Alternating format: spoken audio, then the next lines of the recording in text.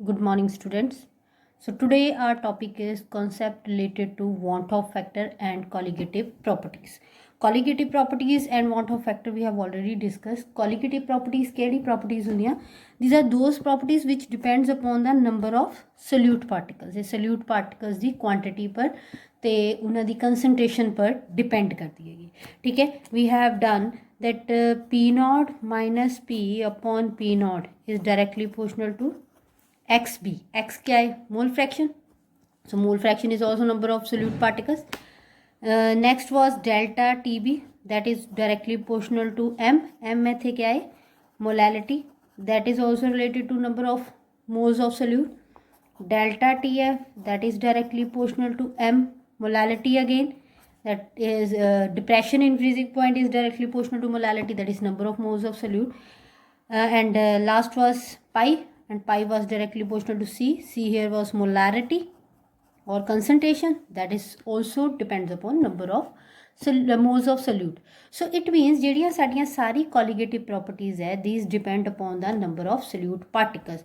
But ਇਹ formulae ਕਦ? For non-electrolyte. Non electrolyte solution होवे ताही असी ये फॉर्मूले अप्लाई कर सकते.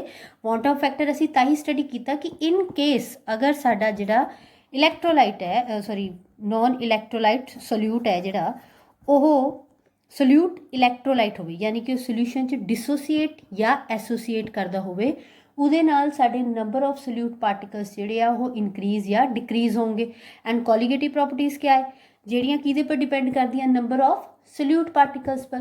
तो अगर साडा इलैक्ट्रोलाइट सॉरी सोल्यूट जिहड़ा है वो सोल्यूशन दे विच डिसोसीएट या एसोसीएट हुंदा तो नंबर ऑफ पार्टिकल्स चेंज हो गए. तो अगर नंबर ऑफ पार्टिकल्स चेंज हो गए तो कॉलीगेटिव प्रॉपर्टीज़ भी चेंज हो गया. So it means for electrolytes relations क्या बन जाते? P naught minus P upon P naught is equal to I X B. ठीक है, delta T B is equal to I K B into M. Delta T F is I into K F into M and pi is equal to I C R T. यह बन गए relation. So now we will discuss about the some conceptual questions and concept related to want of factor. Out of 1 molar glucose and 1 molar NaCl which has higher boiling point. ਹੁਣ ਜਿਹੜਾ glucose ਹੈ ਤੇ sodium chloride ਹੈ ਦੋਨਾਂ ਦੀ ਕੰਸਨਟ੍ਰੇਸ਼ਨ same ਹੈ ਤਾਂ ਕੰਸਨਟ੍ਰੇਸ਼ਨ ਦਾ ਕੋਈ concept ਨਹੀਂ ਹੈ ਇੱਥੇ. ਬਟ ਗਲੂਕੋਜ਼ ਜਿਹੜਾ ਹੈ ਉਹ ਇੱਕ ਨॉन ਇਲੈਕਟ੍ਰੋਲਾਈਟ ਸੋਲਿਊਟ ਹੈ ਤੇ ਜਿਹੜਾ NaCl ਹੈ दैट इज़ एन इलैक्ट्रोलाइट. ਇਹ ਇਲੈਕਟ੍ਰੋਲਾਈਟ ਹੈ मीनस ग्लूकोज सोल्यूशन ਦੇ ਵਿੱਚ डिसोसीएट नहीं होएगा. NaCl डिसोसीएट हो जाएगा. NaCl कितना डिसोसीएट होएगा? Na positive plus Cl negative. ਹੁਣ ग्लूकोज अगर डिसोसीएट नहीं होएगा तो ਉਹਦੇ नंबर ऑफ पार्टिकल्स कितने आएंगे? 1. आई सानू क्या दस मैं थानू कल भी न्यूमेरिकल्स दसिया था. I will tell you the number of ions dissociated और एसोसीएटेड. ਹੁਣ ਇੱਥੇ आई कितना हो गया? फिर 1 हो गया. पर सोडियम क्लोराइड वास्ते आई कितना हो जाना? 2 हो जाना. ਹੁਣ ਜਿਹੜਾ ਬੋਇਲਿੰਗ ਪੁਆਇੰਟ ਦਾ ਐਲੀਵੇਸ਼ਨ ਹੈ दैट इज़ डेल्टा TB ਉਹ ਕਿਹਦੇ ਇਕੁਅਲ ਹੈ? आई KF into M. Concentration same है. KF सोल्यूट वास्ते है होप दोनों का पानी सोल्यूशन होना है तो वह भी सेम है. तो डिपेंड कादे पर कर रहा? आई पर. ਹੁਣ ग्लूकोज वास्ते आई 1 है सोडियम क्लोराइड वास्ते आई 2 है. ਇਹਦਾ मतलब है कि आई की वैल्यू सोडियम क्लोराइड वास्ते ज़्यादा है. ਜਦੋਂ ਆਹ वाली वैल्यू सोडियम क्लोराइड वास्ते ज़्यादा होएगी तो ऑब्वियस है एलिवेशन इन बॉइलिंग पॉइंट भी ज़्यादा होएगा. ਹੁਣ एलिवेशन इन बॉइलिंग पॉइंट अगर ज़्यादा है एलिवेशन इन बॉइलिंग पॉइंट होंगे क्या है? TB माइनस TB नॉट यानी कि सोल्यूशन का boiling point minus pure solvent का बॉइलिंग पॉइंट. ਹੁਣ ਜਦੋਂ elevation in boiling point high होएगा तो ऑब्वियस है TB हाई होएगा क्योंकि TB नॉट तो कॉन्सटेंट ही रहना. जिदा वाटर है फॉर एग्जाम्पल ਉਹਦੇ ਵਾਸਤੇ ਬੋਇਲਿੰਗ ਪੁਆਇੰਟ ਤਾਂ 100 ਡਿਗਰੀ ਸੈਲਸੀਅਸ ਹੀ ਰਹਿਣਾ. ਜਿੰਨੀ ਡੈਲਟਾ TB ਦੀ ਵੈਲਿਊ ਇਨਕਰੀਜ਼ ਹੋਏਗੀ ਉਹਦਾ ਮਤਲਬ ਹੈ ਉਨਾ ਹੀ TB ਵੀ ਇਨਕਰੀਜ਼ ਹੋਏਗਾ. ਹੁਣ TB क्या है? TB is boiling point of solution. It मीनस जिन्नी TB डेल्टा TB की वैल्यू ज़्यादा होंगी ਉਹਦਾ बॉइलिंग पॉइंट उन्ना ही ज़्यादा होएगा। देखो अगर डेल्टा टीबी की वैल्यू ज़्यादा है, मतलब है एलिवेशन इन बॉइलिंग पॉइंट ज़्यादा है, यानी कि बॉइलिंग पॉइंट ज़्यादा इंक्रीज कर रहा। So this is how we can tell कि दो सोल्यूशनस जिन्हां विचों एक इलैक्ट्रोलाइट होवे ते एक नॉन इलैक्ट्रोलाइट होवे, उहदे विचों किहदा बॉइलिंग पॉइंट ज़्यादा होएगा, जिहदा जिहड़ा इलैक्ट्रोलाइट है, या जिहड़ा नंबर ऑफ आयंस ज़्यादा दूंगा। जिन्ने नंबर ऑफ पार्टिकल ज़्यादा होंगे कॉलीगेटिव प्रॉपर्टी उन्नी ज़्यादा होएगी। इत्थे कॉलीगेटिव प्रॉपर्टी किहड़ी है, एलिवेशन इन बॉइलिंग पॉइंट, तो बॉइलिंग पॉइंट भी उन्ना ही ज़्यादा होएगा। सो समझ आ गई। सो इस क्वेश्चन का आंसर तुसी अपनी लैंग्वेज च लिखोगे अपनी नोटबुक्स दे विच, ते मैनूं उन्हां दी फोटोज़ क्लिक करके भेजोगे, ठीक है। Now let's see the next question. Why is the freezing point depression of 0.1 molar NaCl solution nearly twice that of 0.1 molar glucose? अद्धा क्वेश्चन तो थानू क्लीयर हो ही गया होना। अगेन एक सॉल्यूट साडा सोडियम क्लोराइड है, दूजा सॉल्यूट साडा ग्लूकोज है। हुण ग्लूकोज ते सोडियम क्लोराइड च क्या फर्क है?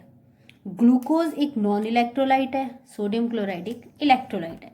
फॉर ग्लूकोज आई कितना होएगा 1 एंड फॉर NaCl आई कितना होएगा 2, एक Na पॉजिटिव ते दूजा Cl नेगेटिव। हुण delta TF depression freezing point depression है। माइंड इट इत्थे फ्रीजिंग पॉइंट की गल नहीं कीती भी, इत्थे किहदी गल कीती भी, freezing point depression, that is delta TF। Delta TF किहदे equal I into KF into M। हुण कंसनट्रेशन अगर मोलैरिटी च इक्वल है तो मोलैलिटी च भी ऑलमोस्ट इक्वल होएगी, तो KF सल्यूट वास्ते है वो दोनों का सेम है तो कोई फर्क नहीं पेगा। तो इट मीनस डेल्टा TF इस वक्त किहदे पर डिपेंड कर रहा, आई पर। हुण आई जिहदा ज़्यादा होएगा उहदा डिप्रैशन इन फ्रीजिंग पॉइंट भी ज़्यादा होएगा।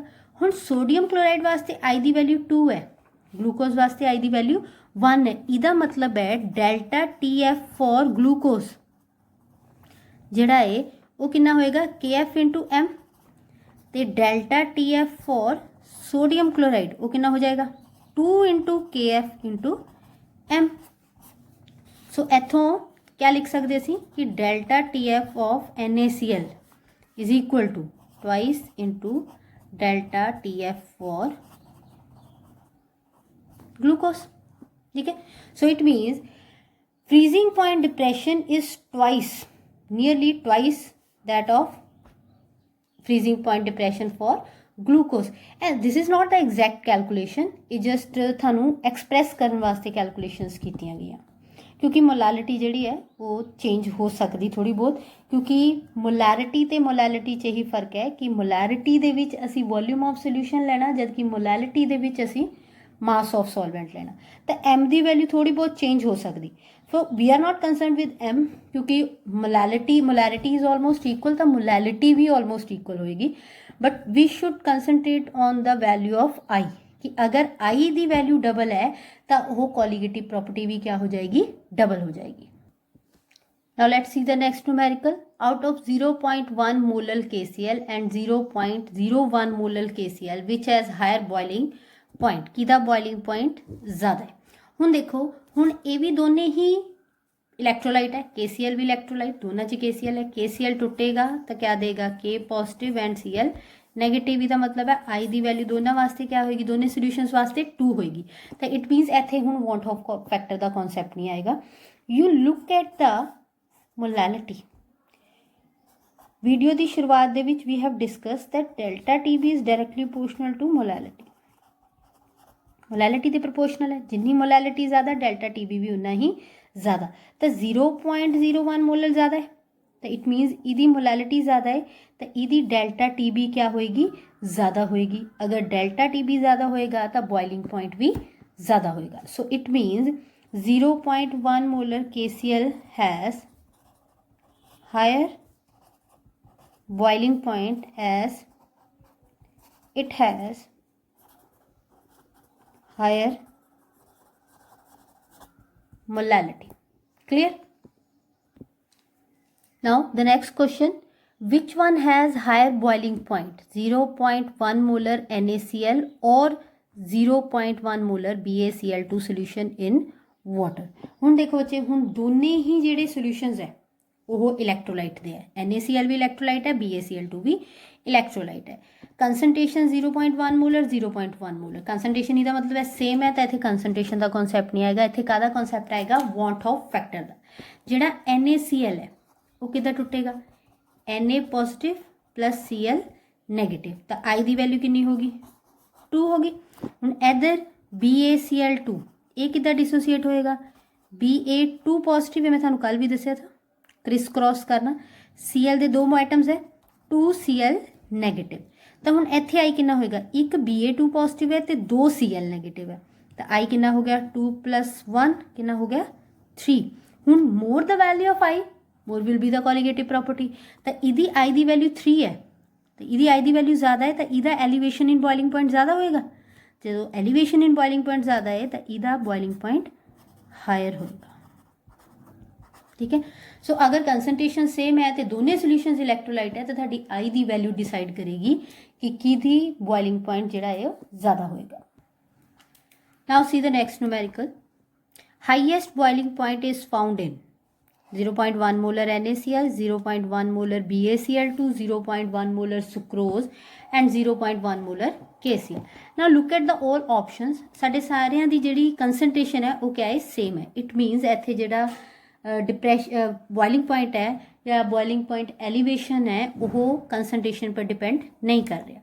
हुण ध्यान नाल देखो, your NaCl is electrolyte, BaCl2 is electrolyte, KCl is electrolyte but sucrose is not an electrolyte, ये क्या एक नॉन इलैक्ट्रोलाइट है, तो अगर ये नॉन इलैक्ट्रोलाइट है इट मीनस ये सोल्यूशन च डिसोसीएट नहीं होएगा, जो ये सोल्यूशन च डिसोसीएट नहीं होएगा तो ये वास्ते आई की वैल्यू कितनी आएगी 1।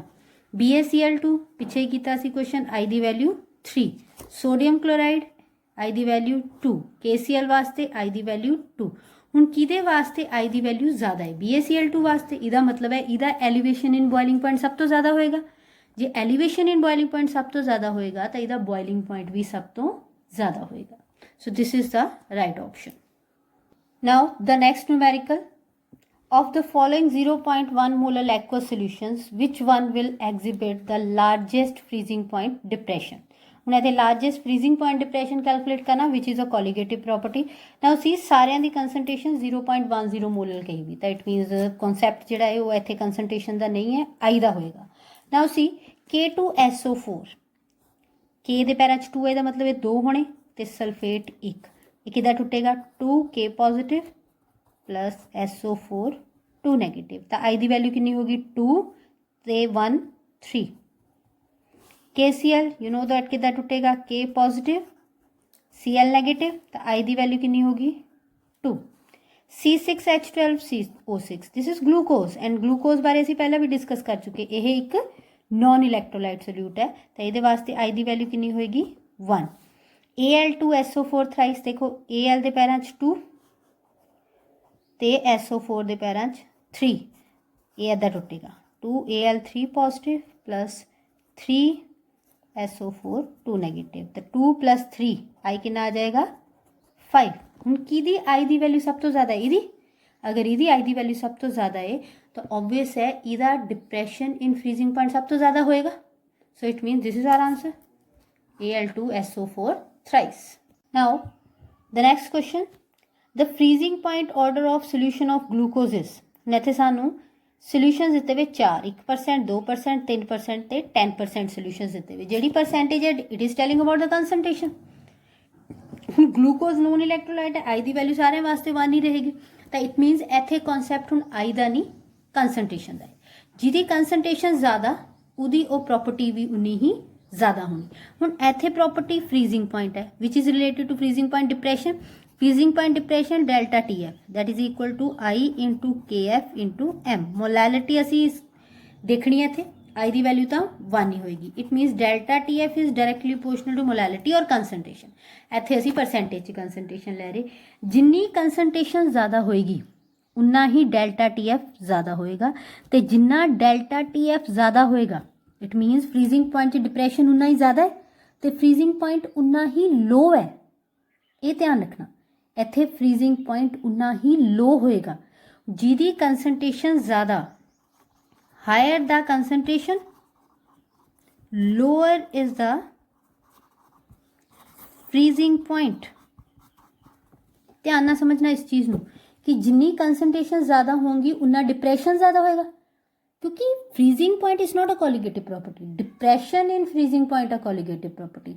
जिन्ना जिहड़ी कोलीगेटिव आई दी वैल्यू या कंसनट्रेशन दोने ही जिन्नियां ज़्यादा हो गया उन्नी ही कोलीगेटिव प्रॉपर्टी ज़्यादा होएगी, यानी कि डिप्रैशन इन फ्रीजिंग पॉइंट उन्ना ज़्यादा होएगा।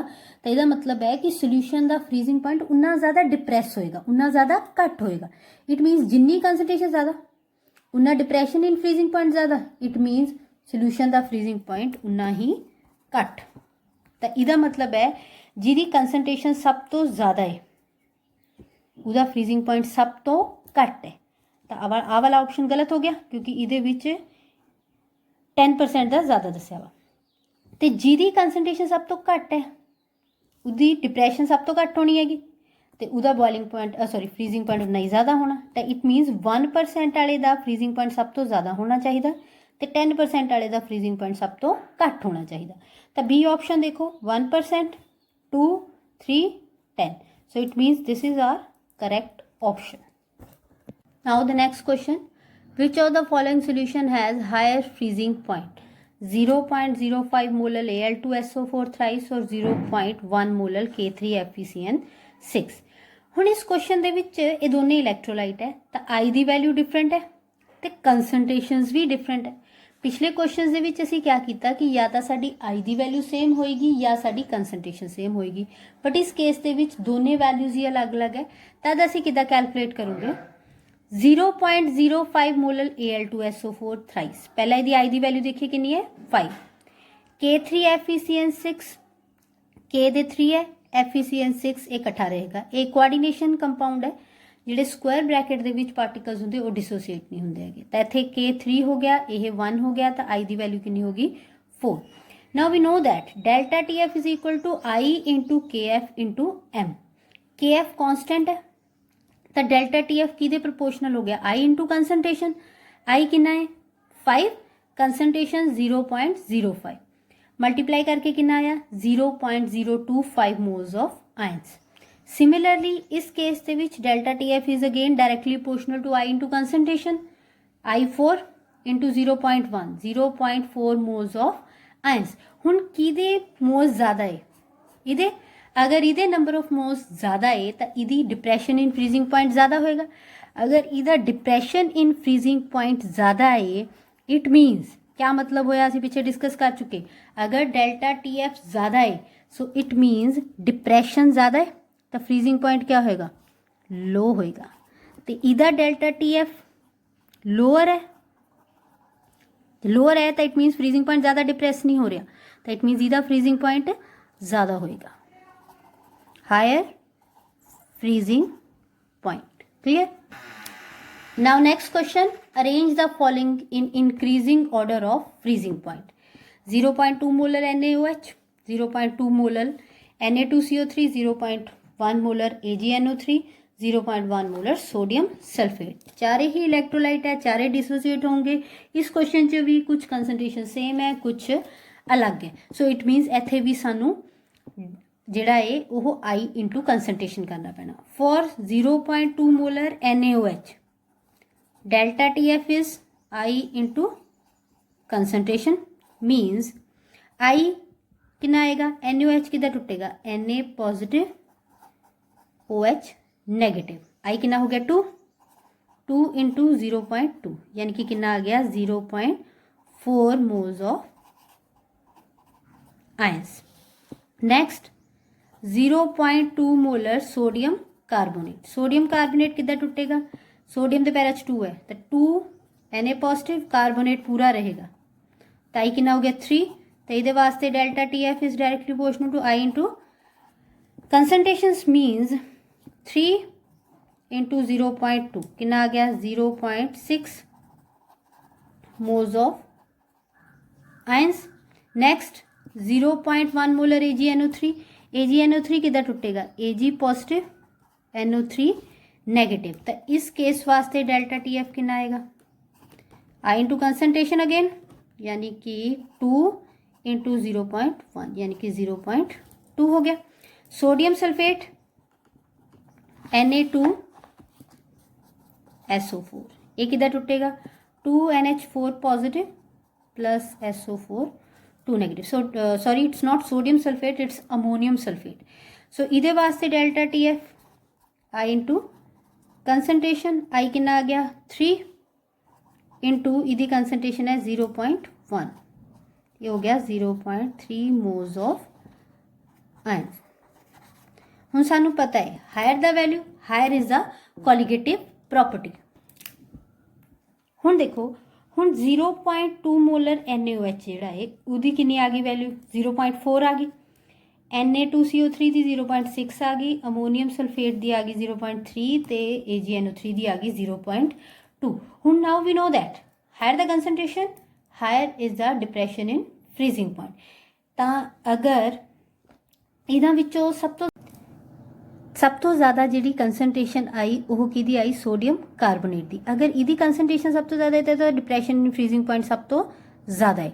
तो उस तो घट अगर डिप्रैशन इन फ्रीजिंग पॉइंट सब तो ज़्यादा है इट मीनस इहदा फ्रीजिंग पॉइंट सब तो घट है. इस तो बाद 0.4 मोल्स ऑफ आयन किहदे वास्ते आए थे सोडियम हाइड्रोक्साइड वास्ते. सोडियम हाइड्रोक्साइड वास्ते अगर ये वैल्यू आ रही तो इट मीनस इहदा डिप्रैशन इन फ्रीजिंग पॉइंट इस तो थोड़ा ज़्यादा है. सो फ्रीजिंग पॉइंट थोड़ा वध है. एंड सिमिलरली फिर सोडियम सल्फेट एंड जाएगा थाडा सिल्वर नाइट्रेट क्योंकि उहदे वास्ते कंसनट्रेशन सब तो घट है तो उहदे वास्ते डिप्रैशन इन फ्रीजिंग पॉइंट सब तो घट होएगा तो it means freezing point high होएगा. एक गल चेता रखनी higher the value of I higher will be the boiling point and lower will be the freezing point. जिन्नी आई की वैल्यू ज़्यादा होगी उन्ना बॉइलिंग पॉइंट ज़्यादा होएगा तो फ्रीजिंग पॉइंट उन्ना ही घट होएगा and vice versa. Hope you have understand the numericals or questions related to want of factor and concentration. ऐदां दे क्वेश्चन पेपर दे विच MCQs वगैरह दे विच आंदे है. तुसीं ध्यान ना करने ते इन्हां नूं ध्यान नाल अपनी नोटबुक दे विच नोट करना. Next time you will be given assignment related to this topic. Thank you. Good morning students. So today our topic is concept related to want of factor and colligative properties. Colligative properties and want of factor we have already discussed. Colligative properties केड़ी properties होंदियां? These are those properties which depends upon the number of solute particles. ये solute particles दी quantity पर ते उन्हां दी concentration पर depend करती हैगी. ठीक है? We have done that P naught minus P upon P naught is directly proportional to XB. X क्या है? Mole fraction. So mole fraction is also number of solute particles. Next was delta TB that is directly proportional to M. M में थे क्या है molality that is also related to number of moles of solute. Delta TF that is directly proportional to M molality again that is depression in freezing point is directly proportional to molality that is number of moles of solute. And last was pi and pi was directly proportional to C. C here was molarity or concentration that is also depends upon number of moles of solute. So it means ਜਿਹੜੀਆਂ ਸਾਡੀਆਂ ਸਾਰੀ colligative properties ਹੈ these depend upon the number of solute particles. But ਇਹ formulae ਕਦ for non electrolyte solution ਹੋਵੇ ਤਾਂ ਹੀ ਅਸੀਂ ਇਹ formulae apply ਕਰ ਸਕਦੇ. want of factor ਅਸੀਂ ਤਾਂ ਹੀ study ਕੀਤਾ ਕਿ in case ਅਗਰ ਸਾਡਾ ਜਿਹੜਾ इलैक्ट्रोलाइट है सॉरी नॉन इलैक्ट्रोलाइट सल्यूट है जिहड़ा ओह सल्यूट इलैक्ट्रोलाइट होवे यानी कि सोल्यूशन च डिसोसीएट या एसोसीएट करदा होवे उहदे नाल साडे नंबर ऑफ सल्यूट पार्टिकल्स जिहड़े आ ओह इनक्रीज या डिक्रीज होंगे. एंड कॉलीगेटिव प्रॉपर्टीज़ क्या है जिहड़ियां किहदे पर डिपेंड करदियां नंबर ऑफ सल्यूट पार्टिकल्स पर. ते अगर साडा इलैक्ट्रोलाइट सॉरी सल्यूट जिहड़ा है वो सोल्यूशन दे विच डिसोसीएट या एसोसीएट हुंदा तां नंबर ऑफ पार्टिकल्स चेंज हो गए. तो अगर नंबर ऑफ पार्टिकल्स चेंज हो गए तो कॉलीगेटिव प्रॉपर्टीज भी चेंज हो गया. So it means for electrolytes relations क्या बन जाते P naught minus P upon P naught is equal to I X B. ठीक है. Delta T B is equal to I K B into M. Delta TF is I into KF into M and pi is equal to ICRT. ये बन गए relation. So now we will discuss about the some conceptual questions and concept related to want of factor. Now the next numerical which of the following 0.1 molar aqueous solution will have lowest freezing point? ਹੁਣ mind it ਹੁਣ ਤੁਹਾਨੂੰ freezing point depression ਨਹੀਂ ਪੁੱਛਿਆ, ਹੁਣ ਤੁਹਾਨੂੰ ਕਿਆ ਪੁੱਛਿਆ ਵਾ ਲੋਐਸਟ ਫਰੀਜ਼ਿੰਗ ਪੁਆਇੰਟ, ਜਿਹੜਾ ਡੈਲਟਾ ਟੀ ਐਫ ਹੈ ਦੈਟ ਇਜ਼ ਇਕੁਅਲ ਟੂ आई के एफ एम। ਕੰਸਨਟ੍ਰੇਸ਼ਨ ਸਾਰਿਆਂ ਦੀ ਸੇਮ ਹੈ ਤਾਂ ਇਟ ਮੀਨਸ ਐਮ ਦੇ ਨਾਲ ਇਹਦਾ ਰਿਲੇਸ਼ਨ ਨਹੀਂ ਹੈ। ਹੁਣ ਇਹਦਾ ਮਤਲਬ ਹੈ ਕਨਸੈਪਟ आई ਦਾ ਹੈ। K2SO4 ਵਾਸਤੇ आई ਦੀ ਵੈਲਿਊ ਕਿੰਨੀ ਹੈ, ਅਸੀਂ ਉੱਪਰ ਹੀ ਡਿਸਕਸ ਕੀਤੀ 3। NaCl ਵਾਸਤੇ आई ਦੀ ਵੈਲਿਊ 2। ਗਲੂਕੋਜ਼ ਨੋਨ ਇਲੈਕਟ੍ਰੋਲਾਈਟ ਹੈ, आई ਦੀ ਵੈਲਿਊ 1। ਗਲੂਕੋਜ਼ ਯੂਰੀਆ आई ਦੀ ਵੈਲਿਊ 1। ਗਲੂਕੋਜ਼ ਵਾਸਤੇ ਵੀ आई ਦੀ ਵੈਲਿਊ 1 ਹੈ। ਹੁਣ ਇਹਦੇ ਵਾਸਤੇ K2SO4 'ਚ आई ਦੀ ਵੈਲਿਊ ਸਭ ਤੋਂ ਜ਼ਿਆਦਾ ਹੈ। It means depression in freezing point ਜਿਹੜਾ ਹੈ ਉਹ ਸਭ ਤੋਂ ਜ਼ਿਆਦਾ ਕਿਹਦੇ ਵਾਸਤੇ ਹੋਣਾ ਹੈਗਾ, K2SO4 ਵਾਸਤੇ। ਡਿਪਰੈਸ਼ਨ ਇਨ ਫਰੀਜ਼ਿੰਗ ਪੁਆਇੰਟ ਸਭ ਤੋਂ ਜ਼ਿਆਦਾ ਹੈ। ਜੇ ਡਿਪਰੈਸ਼ਨ ਇਨ ਫਰੀਜ਼ਿੰਗ ਪੁਆਇੰਟ ਸਭ ਤੋਂ ਜ਼ਿਆਦਾ ਹੈ ਤਾਂ ਉਹਦਾ ਮਤਲਬ ਕਿਆ ਹੈ, ਉਹਦਾ ਮਤਲਬ ਹੈ ਕਿ ਸੋਲਿਊਸ਼ਨ ਦਾ ਫਰੀਜ਼ਿੰਗ ਪੁਆਇੰਟ ਬਹੁਤ ਘਟਿਆ ਹੈ, ਸਭ ਤੋਂ ਜ਼ਿਆਦਾ ਘੱਟ ਹੈ। ਠੀਕ ਹੈ, ਇਹ ਗੱਲ ਦਾ ਧਿਆਨ ਰੱਖਣਾ। ਐਲੀਵੇਸ਼ਨ ਇਨ ਬੋਇਲਿੰਗ ਪੁਆਇੰਟ ਦਾ ਮਤਲਬ ਹੁੰਦਾ ਬੋਇਲਿੰਗ ਪੁਆਇੰਟ ਵਧਣਾ। ਜਿੰਨਾ ਐਲੀਵੇਸ਼ਨ ਇਨ ਬੋਇਲਿੰਗ ਪੁਆਇੰਟ ਜ਼ਿਆਦਾ ਹੋਏਗਾ ਇਟ ਮੀਨਸ ਸੋਲਿਊਸ਼ਨ ਦਾ ਬੋਇਲਿੰਗ ਪੁਆਇੰਟ ਵੀ ਉਨਾ ਹੀ ਜ਼ਿਆਦਾ ਹੋਏਗਾ। ਅਤੇ ਇੱਧਰ ਜਿੰਨਾ ਡਿਪਰੈਸ਼ਨ ਇਨ ਫਰੀਜ਼ਿੰਗ ਪੁਆਇੰਟ ਜ਼ਿਆਦਾ ਹੋਏਗਾ ਤਾਂ ਇਟ ਮੀਨਸ ਉਹਦਾ ਡਿਪਰੈਸ਼ਨ ਹੋ ਰਿਹਾ, ਉਹਦਾ ਫਰੀਜ਼ਿੰਗ ਪੁਆਇੰਟ ਹੋਰ ਜ਼ਿਆਦਾ ਡਿਪਰੈਸ ਹੋ ਰਿਹਾ ਸੋਲਿਊਸ਼ਨ ਦਾ, ਤਾਂ ਉਹਦਾ ਫਰੀਜ਼ਿੰਗ ਪੁਆਇੰਟ ਜਿਹੜਾ ਹੈ ਉਹ ਉਨਾ ਹੀ ਘੱਟ ਹੋਏਗਾ। ਤਾਂ ਇਟ ਮੀਨਸ ਜਿਹਦੇ ਵਾਸਤੇ आई ਦੀ ਵੈਲਿਊ ਜ਼ਿਆਦਾ ਹੈ ਉਹਦੇ ਵਾਸਤੇ ਬੋਇਲਿੰਗ ਪੁਆਇੰਟ ਜ਼ਿਆਦਾ ਬਟ ਫਰੀਜ਼ਿੰਗ ਪੁਆਇੰਟ ਘੱਟ ਹੋਣਾ। ਤਾਂ ਇਹਦੇ ਵਾਸਤੇ आई ਦੀ ਵੈਲਿਊ 3 K2SO4 ਵਾਸਤੇ ਹੈ ਤਾਂ ਇਹਦਾ ਫਰੀਜ਼ਿੰਗ ਪੁਆਇੰਟ